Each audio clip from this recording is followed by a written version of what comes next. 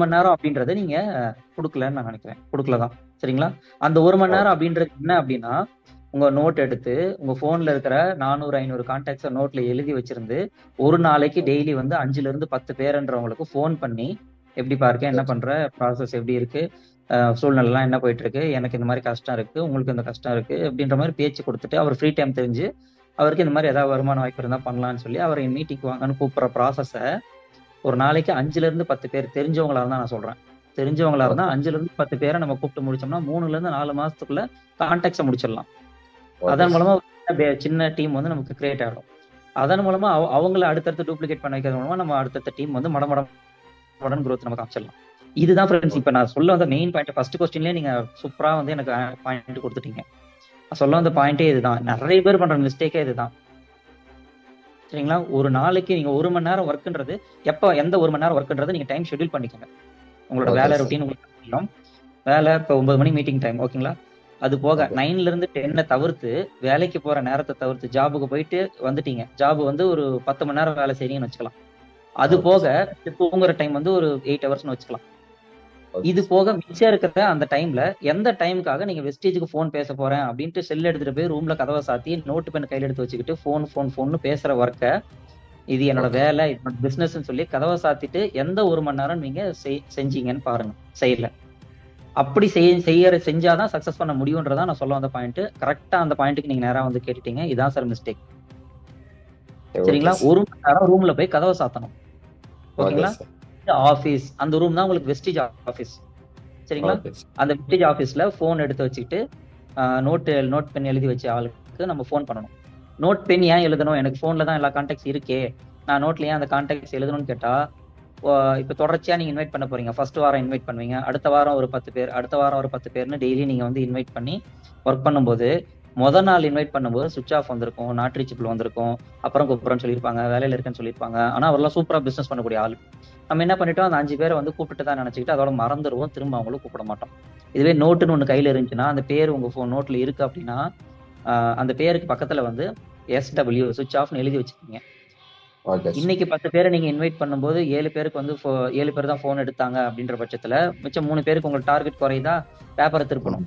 பின்னாடி திருப்பி அந்த பின்னாடி இருக்க பேஜ்ல சுவிட்ச் ஆஃப் யாரு, நாட் ரீச்சபிள் யாரு, இப்ப அவன் அவைலபிள் இருக்காங்க, ஃப்ரீயா இருக்காங்களான்னு சொல்லி அந்த பழைய சுவிட்ச் ஆஃப் நாட் ரீச்சபிள் ஆளுங்க, வேலையா இருக்கேன் பிஸியா இருக்கின்ற ஆளுங்களுக்குலாம் அடுத்து திரும்ப ரீஃபாலோ அப் நம்ம பண்ணணும். 1 முறை 2 முறை வாழ்நாள் எத்தனை தடவை வேணா நீங்க ஃபாலோ பண்ணலாம்.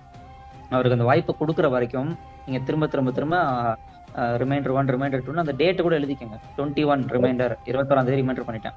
அடுத்து 23ஆம் தேதி நான் அவருக்கு ட்ரை பண்ணியிருக்கேன், 24ஆம் தேதி ட்ரை பண்ணியிருக்கேன். இல்ல ஒரு வாட்ஸ்அப் மெசேஜ், ஹாய்ப்பா எப்படி இருக்குன்னு இது ஒன்று போட்டு விட்டுட்டு நம்ம பேக் வந்துடணும்.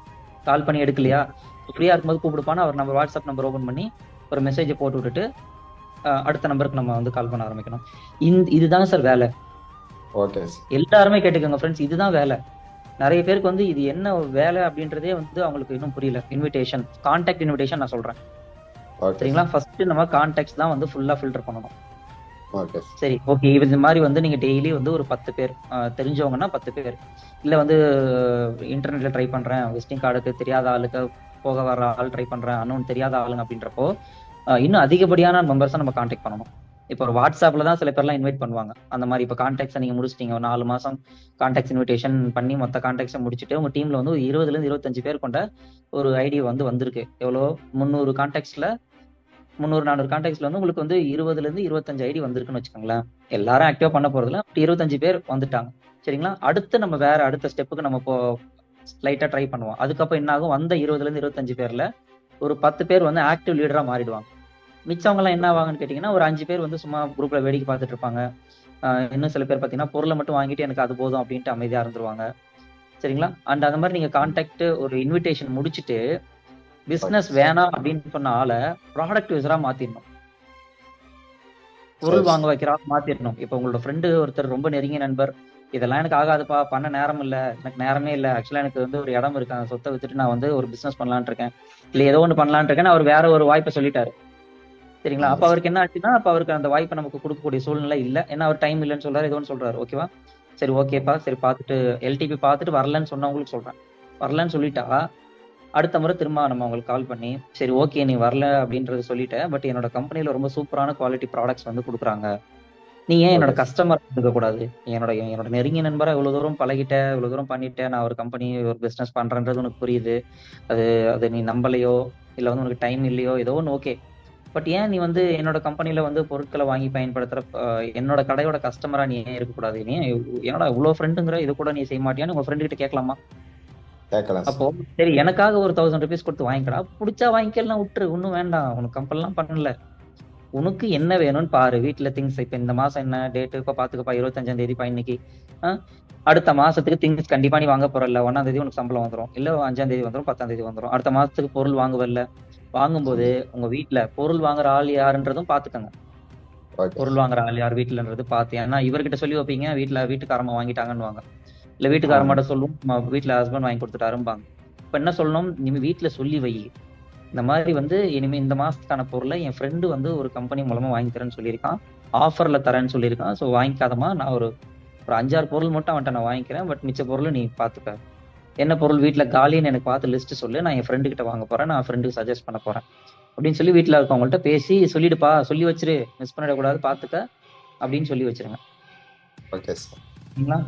இல்லன்னா இப்ப ஓகே. ஆல்ரெடி நீங்க இன்வைட் பண்ணவங்க, ஆல்ரெடி ரிஜெக்ட் பண்ணவங்க இருக்காங்க அப்படின்னா, இப்பயே கூட ஃபோன் ஆமா. பண்ணுங்க. ஆல்ரெடி ரிஜெக்ட் பண்ணவங்க இருக்காங்கன்னா ஃபோன் பண்ணி, என்னப்பா நீ எனக்கு ஃப்ரெண்டா இருக்கிற, நீ சித்தப்பா, மாமா யாரோ யாரோ இருக்கீங்க. ஏன் நீங்க என் கடையில வாங்கிக்க கூடாது? என் கடைக்கு நீங்க வாங்கிக்கங்க. வாங்கி தான் ஆகணும். என் கடைய விட்டு நீங்க எப்படி வெளிய வாங்கலாம்?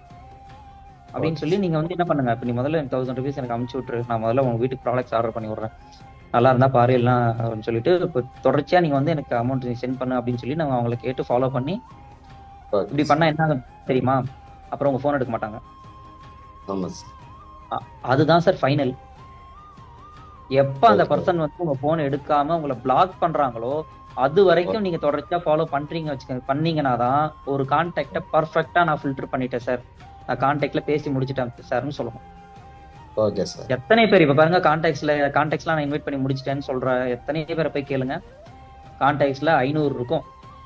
அவங்க நெருங்கிய நெருங்கிய சர்க்கிள்ல இருக்கிற ஒரு ஒரு 20ல இருந்து 25 பேர் மட்டும் இவங்க சொன்னா வந்துருவாங்கன்னு இவங்களா ஆசைப்பட்டு இப்போ கரண்ட் கான்டாக்ட்ல இருக்கக்கூடிய ஒரு 25 பேரை மட்டும் இன்வைட் பண்ணி முடிச்சுட்டு, என் கான்டாக்ட்ஸ் சரி. மொத்தமே இன்வைட் பண்ணிட்டேன் சார், ஒருத்தருமே வரல சார் அப்படிம்பா. ஓகே. ஓகே நிறைய சார். பேர் பண்றது அதுதான். சரிங்களா? நீங்க ஓகே கான்டாக்ட்ஸை சார். எழுதுங்க, A to Z எழுதுங்க. ஏல இருந்து சரி. Z வரைக்கும். அது உங்களோட உங்களோட மேனேஜர் யாரா இருந்தாலும் சரி. சரி சார். சரிங்களா? மேனேஜர், பால்காரரு, டீ கடைக்காரரு, மெக்கானிக் ஷெட்டுக்காரரு, தூரத்து ஃப்ரெண்டு, கான்டாக்ட்ஸ்ல இருக்காரு இல்ல, எதுக்கு அந்த கான்டாக்ட் உங்க போன்ல இருக்குன்னு தெரியல, யாரா இருந்தாலும் சரி எழுதிருங்க. சரி சார். ஓகே. ஓகே எழுதிட்டு உங்களால டைரக்டா அப்ரோச் பண்ண முடியல அப்படின்னா புது நம்பர்ல இருந்து மெசேஜ் போடுங்க, இன்விடேஷன். புது ஓகே நம்பர்ல சார். இருந்து வாட்ஸ்அப் மெசேஜ் வந்து வருமான வாய்ப்பு அது இதுன்னு மெசேஜ் போட்டு விட்டு அப்படி ட்ரை ஓகே. பண்ணுங்க. இல்ல உங்களோட டீம் டவுன்லைன் இருக்காங்க, அப்லைன் இருக்காங்கன்னா அவங்கள்ட்ட இவங்களுக்கு என்னால நேரடியா இன்வைட் பண்ண முடியாது, நீங்க வந்து உங்களுக்கு ட்ரை பண்ணி பாருங்க. இவங்க ஐடியா கன்வெர்ட் ஆனா எனக்கு கீழே அந்த ஐடியா கொடுத்துருங்கன்னு சொன்னா கொடுத்துட போறாங்க. Okay sir. கரெக்ட்டுங்களா? இதுதான் வந்து இன்விடேஷன் ப்ராசஸ். Okay sir. ஓகேங்களா? So okay clear. Sir. Thank you sir.